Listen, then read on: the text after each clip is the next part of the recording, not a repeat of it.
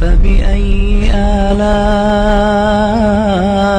ربكما تكذبان؟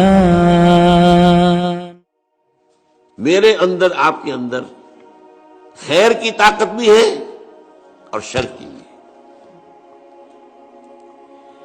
میرا حیوانی وجود مجھے زمین کی طرف کھینچتا ہے، نیچے لے جانا چاہتا ہے۔ زمینی خواہشات، زمینی آرزوئیں، اس دنیا کے بارے میں امنگیں، دولت زیادہ ہو جائے، فلاں چیز زیادہ ہو جائے، کھاؤں اعلیٰ سے اعلیٰ، چٹخارے لوں، کئی ڈشز کے اوپر میرا جو ہے وہ ڈنر اور لنچ ہو، وغیرہ وغیرہ وغیرہ۔ یہ میرا نفس امارہ ہے جو مجھے کھینچ رہا ہے۔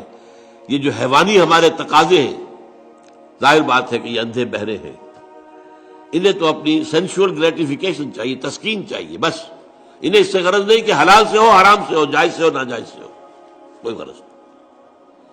یہ ہمارے اندر کا نفس ہے جس کو قرآن کہتا ہے ان النفس لامارۃ بالسوء۔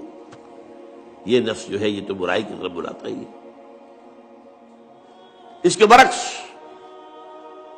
ہمارے اندر روح ہے، وہ ہمیں بلندی کی طرف لے جانا چاہتی ہے، اللہ کی طرف۔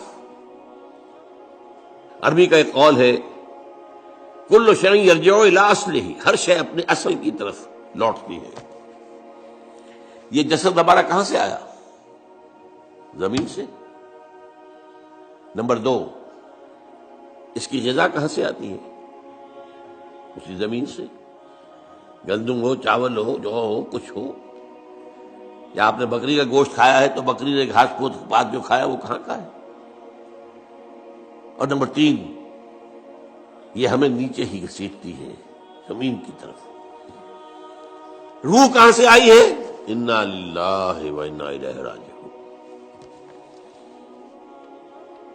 لہذا اس روح کی توجہ کدھر ہے؟ اپنے مرکز کی طرف مائل پرواز تھا حسن، وہ اللہ کی طرف قرب چاہتی ہے۔ معنوی طور پر قرب حاصل ہے، عملاً قرب چاہتی ہے۔ یہ کشاکش ہے۔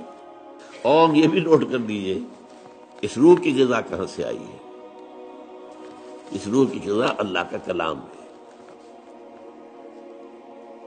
یہ ہماری مادی وجود کے لیے مادی غذا، اور یہ روحانی وجود کے لیے روحانی غذا، اور وہ قرآن ہے۔